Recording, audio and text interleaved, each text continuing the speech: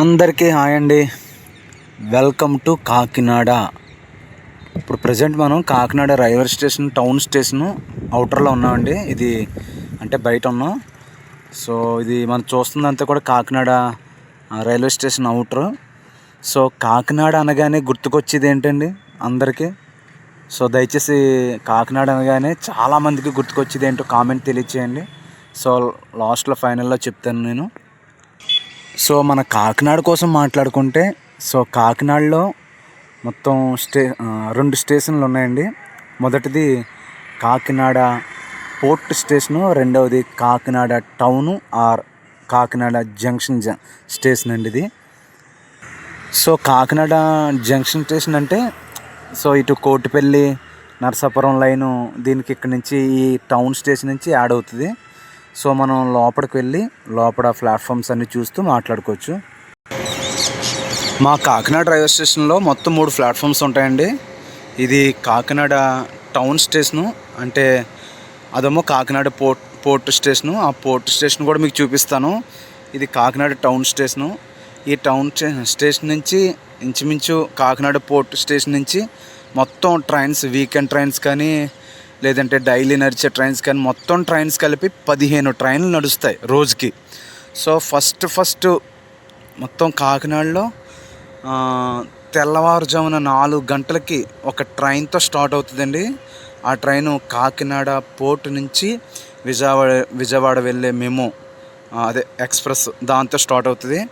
కాకినాడలో మొత్తం కరోనాకు ముందు 3 ప్యాసింజర్స్ ఉండేవి.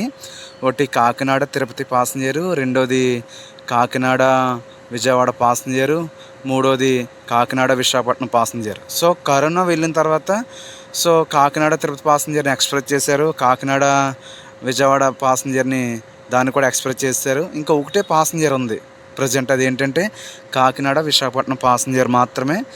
ఈ మధ్యకాలంలో రీసెంట్గా కాకినాడ రాజమండ్రి ఒక మెమో వేశారు, అది ప్యాసింజర్ కింద నడుస్తుంది.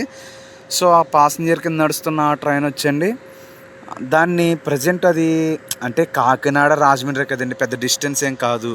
సో దాని ద్వారా అది పెద్ద యూజ్ లేదు, అంటే తక్కువ మంది జనాలు ఎక్కుతున్నారు. సో దాన్ని కాకినాడ నుంచి నరసాపురం కానీ లేదంటే అటు మచిలీపట్నం కానీ ఎక్స్చేంజ్ చేస్తే చాలా బెనిఫిట్ ఉంటుంది.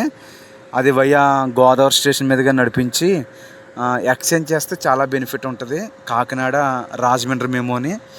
సో ఈ కాకినాడ కోటిపల్లి లైన్ అయితే ఇప్పుడు ఎప్పుడే అవ్వదండి, మ్యాక్సిమం వెళ్ళలేదని ఇంకో 4-5 సంవత్సరాలు పట్టచ్చు, ఇంకా 10 సంవత్సరాలు పట్టచ్చు. మనం గ్యారంటీ అయితే చెప్పలేం కాకినాడ కోటిపల్లి నరసాపురం లైన్ అయితే.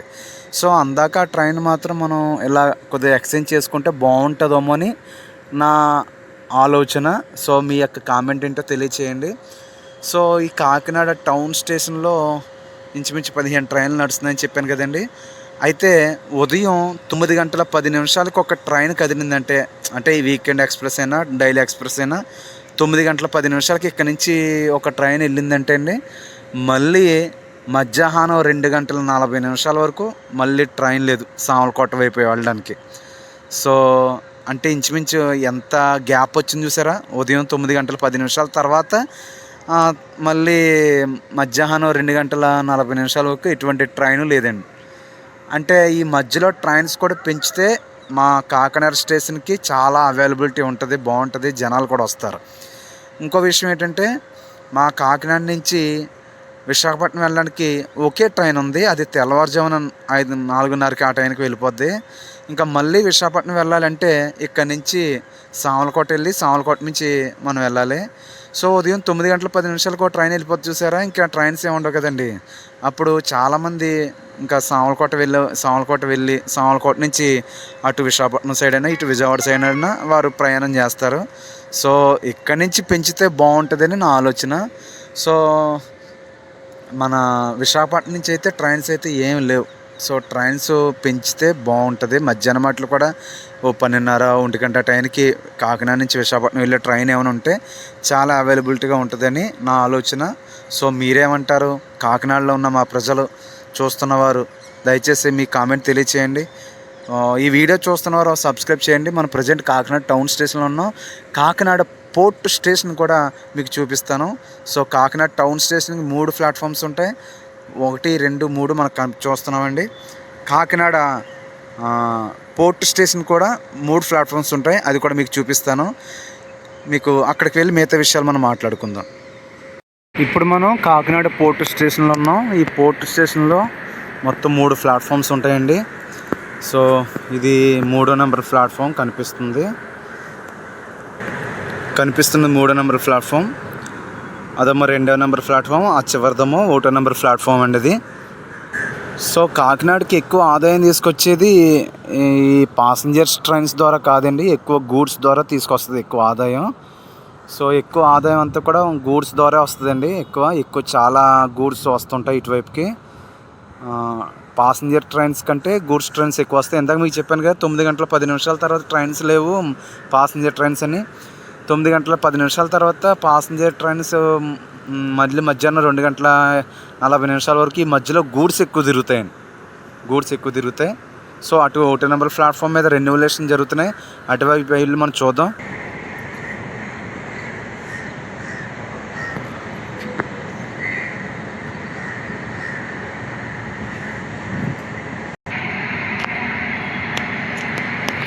సో 2వ నెంబర్ ప్లాట్ఫామ్ ఏదోమండి కాకినాడ తిరుపతి ఎక్స్ప్రెస్. అది వైట్ కలర్ ఇంజిన్ది. ఈ రెడ్ కలర్ ఇంజిన్ దోమండి కాకినాడ పాండిచ్చేరి లేకపోతే కాకినాడ చెంగల్పట్టు సర్కార్.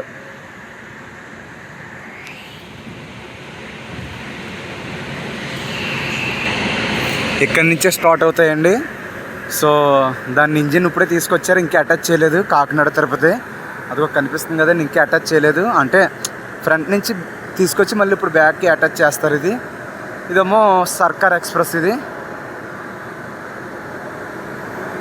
సో ఇంకా ఇంజిన్ డ్రైవర్స్ కట్ట రాలేదండి. టైం 12:30 1 గంట అవుతుంది ఇప్పుడు. సో వాళ్ళు 2 గంటలకు వస్తారు ఇంజిన్ డ్రైవర్స్. ప్రజెంట్ ట్రైన్ అంతా కూడా ఖాళీగా ఉంటుంది. ట్రైన్ వెనకాల మాత్రం ఎక్కుతారు, ఒకరు 2 3 వెనకాల ఎక్కుతారు. ఇప్పుడు వెనకాల ఫుల్ అయిపోతే జాయి ఎదరికి జనరల్గా నడుచుకుంటూ వస్తారండి. ఇది కాకినాడ పోర్ట్ స్టేషన్. ఇది ఇంకొండి కాచిగూడ చెంగల్పట్టు. అదేమండి తిరుపతి కాకినాడ, అదే కాకినాడ తిరుపతి. సో ప్రజెంట్ అయితే ఈ వర్క్స్ అన్నీ కూడా జరుగుతున్నాయండి. అంటే ప్లాట్ఫామ్ మీద షెడ్ల వర్క్ గట్రా జరుగుతున్నాయి. ఈ 1వ నెంబర్ ప్లాట్ఫామ్ మీద షెడ్ వర్క్ అయిపోతే అప్పుడు 2వ నెంబర్ ప్లాట్ఫామ్ మీద కూడా షెడ్ల వర్క్ జరుగుతాయండి.